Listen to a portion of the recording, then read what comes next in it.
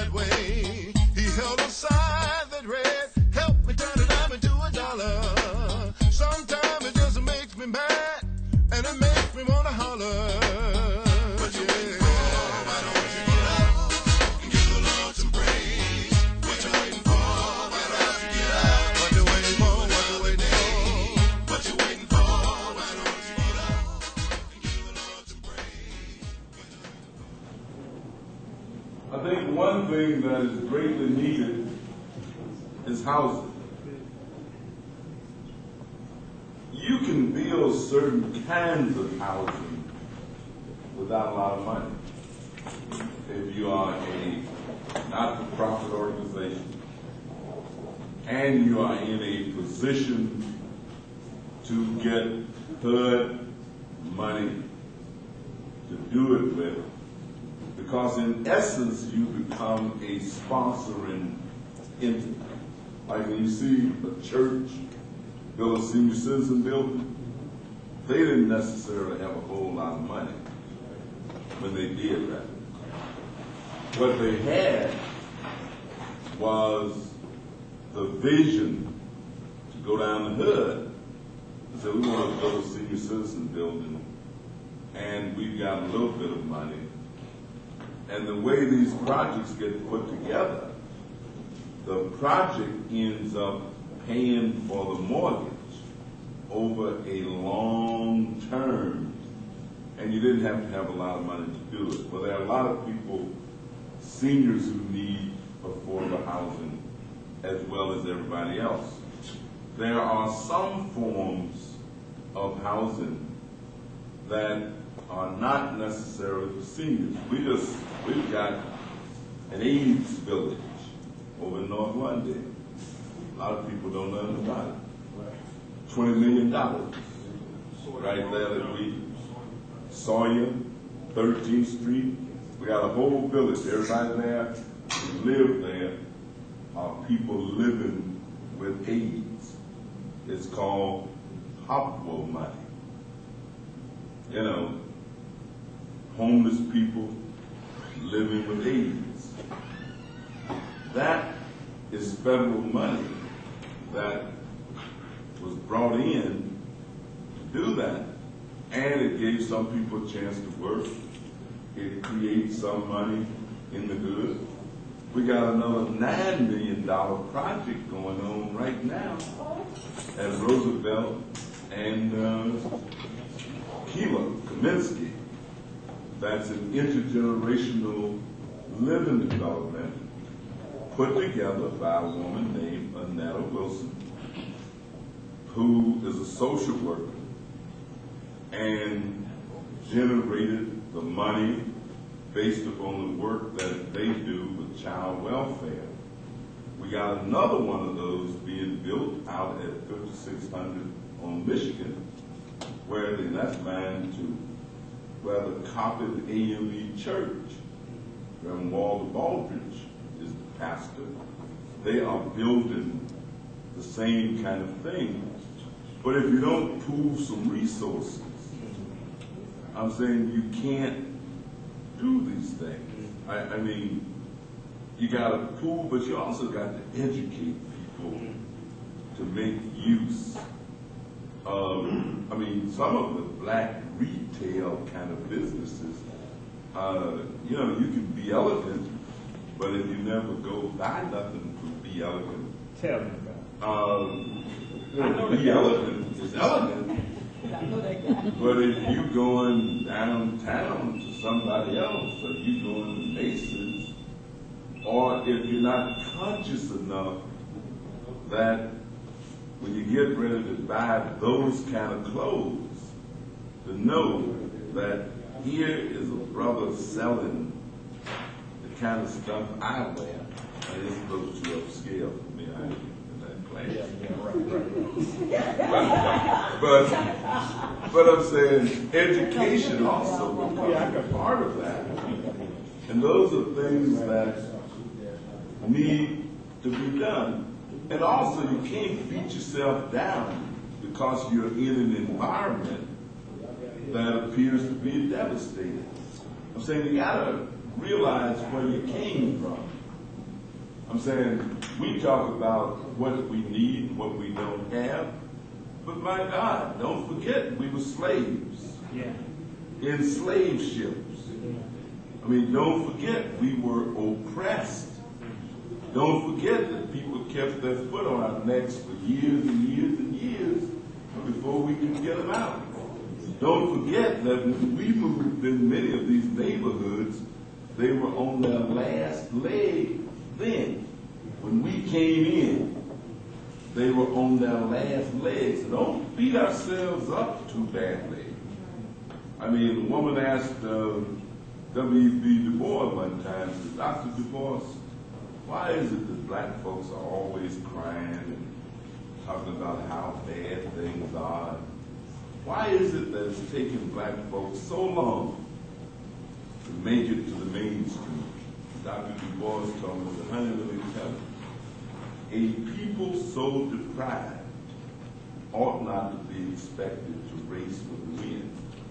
So we ain't Cadillac. But let me tell you, we ain't no Pintos and stuff. I mean, we've done some stuff in this country. Okay. I mean, we have come, Lord have mercy. Yes. We've come so far. I first came to Chicago, I go to people's houses, to be rats and roaches and stuff running all up against the wall and stuff, and I'd never seen nothing like that. Because where I lived growing up, we didn't have that. But I lived in the South, where you had plenty of space, rules such. I didn't have no roaches, stuff like that. It scared me to death. You know what I'm saying? People who were living in the inner city ghettos, Lord have mercy, they were worse off than the field hands in the South. Because at least we had space, and we could run out and play, and we had plenty of food because we could grow it.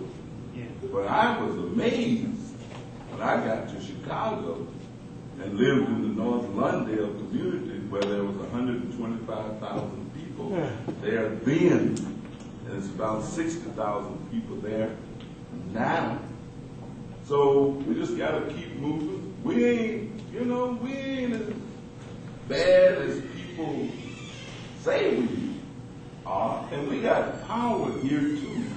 You know the reason black folks in Chicago feel that they don't have any political power too much is because we put so much focus on the mayor's office because of the way that the politics are structured. Black folks in Illinois have done more elected votes than any black people in America. 2 black United States senators ain't been but 5 in the history of the country. And 2 of them basically were appointed. Hiram Revels and B.K. Bruce in Mississippi, back when state legislatures elected senators, not popular voting. Then Ed Brooke in Massachusetts, who was kind of like Barack is now, an absolute phenomenon. Massachusetts, and he was black and a Republican. Massachusetts was a liberal democratic state.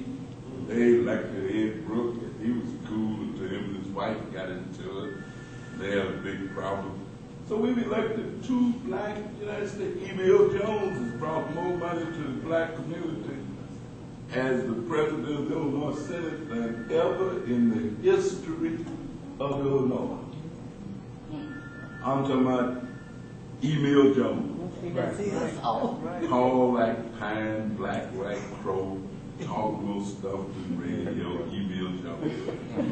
Has brought more money to the black community from the Illinois General Assembly than ever before in the history of the state. Then you got the president of the county board. I mean, you got all of these aldermen and all of these other things.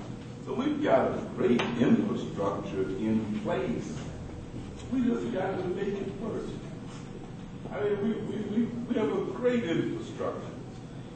We have people in high positions. We got people who control institutions, or at least in the head positions of things. But because we don't have the mayor's office, a lot of folks think that we are politically impotent because the mayor's office has been so overpowering because of the structure of government in our county, where the mayor's office is just like an octopus. No matter who got it, the mayor runs so many different things until we feel impotent. But we ain't really as impotent as we think we are. Mark? Well, my name is Mark Allen, sir. And I'd like to say this in the interest of time, but I think the most important thing for us as a collective group, you can look around this room and recognize most of us in here in our different careers as activists and developers and so forth. What I'd like to see us do with you, because I keep you looking around this room and can feel like you can trust this collective leadership, so much so that a lot of the money that you used to waste on different groups that said a lot and did nothing. I think that a combination of this talent in here, with the right kind of investment in us, we can make a whole lot of things happen for a whole lot of black businesses and black people, not just on this side of town, but all across the city. And there's a lot of people looking at us across the country, and we've not done a whole lot yet. But so I just like to know from you, if you would look around this room and feel like you know, from businesses to activism to people that you have trained over the years, that you can look back at this collective group now and say, this is a group worth using your resources for your office. Now that we've done all the things we needed to do, paperwork-wise, 501c3, we have the capacity to do whatever it is you need to do to invest some money in us so we can make some things happen. And we'd like to work with you to do that. And I'll be pleased to do that. Let me just tell you what you got to do also. Money is very competitive. I mean, money is very competitive. And the earmark money, for example, that we deal with at the federal level, there's a big question as to whether or not they're going to continue earmarks. Right. I'm saying each party is trying to convince the public that they are more ethical than the other party. And so we've come up with some ethics laws. For example, I go make speeches all the time. Most of the time, I can't even stay overnight. I'm saying I can't stay overnight. Okay. Why not? Because the ethics rules say if you're going to make a speech at 12 o'clock, you get on a plane at 6 o'clock in the morning, you get there at 11, make your speech, get on a plane, come on back. Wow. I mean, you have to convince them that there is a reason for you to stay overnight. And that generally means that you convince them that there's no way for me to get where I'm going and do what I'm going to do and not have to stay overnight. So all I'm really saying, Mark, is that if earmarks continue, and I think they will, but they on real shaky ground. If people will write good proposals and bring those proposals to us and let us put them into the system, we will put them in the system, we will work them, and we have gotten money. I mean, we've gotten money for a lot of people that sometimes they didn't do all of what they could have done, and sometimes they got the money because other people didn't have proposals that were really as good as the other people's proposals. So all I'm really saying, Danny Flowers is trying to get some stuff. We've been trying to help Danny with a landscaping idea that he's got. And Danny is training ex-offenders to do landscaping. We have Danny in for a grant, provided that we end up putting money in that pot, and provided that we still have earmarks. Dan has been kind of fortunate because he picked up $5 million to do some landscaping.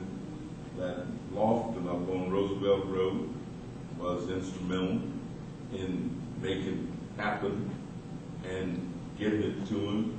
But it's an excellent idea, because if people can do landscaping and will do it, rather than seeing the people that you see in the hood cutting grass with lawnmowers, you can see some other people doing the same thing. It would be my pleasure, it is my pleasure. We got a woman just got $1 million right up here on Madison Street. The Home of Life Church, well, it's the Home of Life Community Development Corporation. Her name is Bertha Zagor. Reverend Johnny Henderson is the pastor. He ain't the most talkative of the Henderson brothers. Johnny just got his church, and he got these programs, and Bertha wrote the proposal and got awarded $1 million to help try to get black boys into college.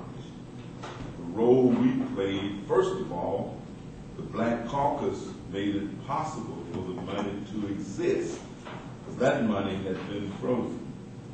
And we shook it loose from the U.S. Office of Education. And then Bertha had a good proposal. She got funded. We had a press conference. We had people there, and she's working her program and that kind of thing. So yeah, we'd be glad to. I'd be, there's nothing I like about it than doing that. Okay. So Morgan, let's go back to Obama. What do you expect to happen in the Democratic convention now that the Clintons are involved again? And if in fact we're all on board for Obama to be the next president, what's our marching orders? You know, where we live, where we do, where we talk, where we have a barbershop. How do we make sure that we don't get to the finish line and don't cross it and make history come? So it's kind of a two-part thing. What's going to happen at this convention, and how do we get behind Obama? What's the thing you do every day? The work, the organizing, the voting, getting your neighbors. That's what I want. Well, let me just say what we have to get from Obama, and what we need to get from Obama. But what I've discovered is that for everything that goes on, there is politicking that must take place. I'm saying, even with your partners, even with your friends, politicking has to take place. So we can't think that just because Obama gets elected, for example, if we're not politicking in the mix of what's going on with Obama to make sure that our stuff is on the agenda, Obama can be president and he can do well, and the stuff that's particular to us still won't be there. I'm saying, because other people will be there politicking for what they want. And nobody, let me tell you, most of the meetings I go to, don't nobody say nothing about no ex-offenders with me. I'm saying, if I don't raise the issue of people coming home from prison, what's going to happen to them, what we going to do if they don't get there. I'm talking about even at a Congressional Black Caucus meeting. I'm saying, don't nobody raise the issue. We can have a whole meeting with Democrats and nobody will raise the issue of substance abuse and recovery. We got 800,000 drug users in Cook County. We got 300,000 hardcore drug users who use drugs every day, or they say whenever they can get them. But if certain people ain't in the room, don't nobody raise. If I ain't in the room, If Patrick Kennedy ain't in the room, and one or two other people in the room, that don't even get mentioned. It just don't get mentioned. And so I'm saying that we've got to make sure that we're constantly feeding into the Obama apparatus our issues. I mean, no matter what else, that's one thing. I think that Obama is displaying a certain level of political astuteness, the way he is handling and finessing the Clinton issue. There are people, serious people, who wanted Clinton to be the vice president. And initially, Clinton hadn't even thought about being no vice president. That just wasn't even in the cards. I mean, even all the analysts that said, well, will Clinton accept vice president? The answer was, nah, she wouldn't even consider that. But they thought maybe Obama would accept it because he was younger, had more time, and all that kind of stuff. Well, but Obama has given on every issue with the Clintons. He has said, okay, we're going to let the Clintons speak, both of them. Now we're going to let people who want to vote for Ms. Clinton to vote. I think that that's going to kind of beat down some of the opportunity that Clintonites would have had to say they wouldn't even let us vote for our candidate. And we mad about that. And so Obama seems to be flexible enough to deflect some stuff. I think I would have been even a little bit more, probably would have put Hillary on that thing. That's me. So I don't, everybody thinks differently. Don't you I think saw they some need to be stuff. saying, We got another comment. We got a Oh, I'm comment sorry. over here. So everybody thinks differently. But I think Obama is being very astute, give the Clintons as much play in terms of acknowledgement of their being and their country. I don't like the idea, though, that the Clintons get to play and JJ can't get that. Second part was, Can we what do get we that do? stage up to make her comment? Because sometimes we really gotta vacate program. Can we just, Can we get her to make her comment, make her comment? by the check? It's gonna be a quick comment. I just want to say, thank you for coming, Alderman Danny Davis, and that the program, Congress, What's wrong? thank you, Davis. The comments made about the lady in Texas, I just want to let you know that we're doing it here. So with the executive program, I'm also part of Black Wall Street.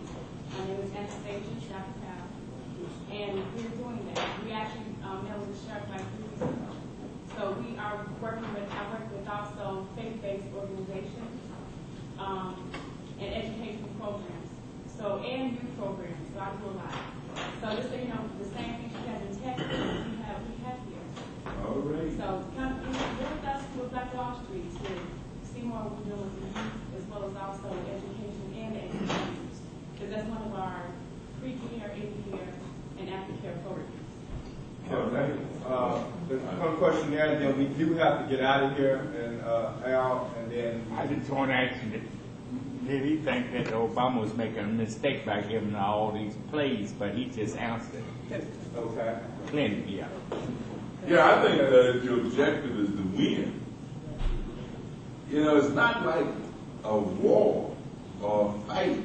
I mean, you don't want no fight with, and I think that's sometimes the difference between how politicians may think and how activists may think. See, I think Jeremiah Wright was thinking like an activist when he did his piece. I think Mike Flager was thinking like an activist when he did his piece. If you're a politician and you don't get 50 plus 1, I mean, you do whatever else, but you ain't elected. Let me get this question here, Congressman, and then we so we can get these out and we're ready to get out. Oh, the other question, here, that was part of, that was part of Morgan's question. What do we do?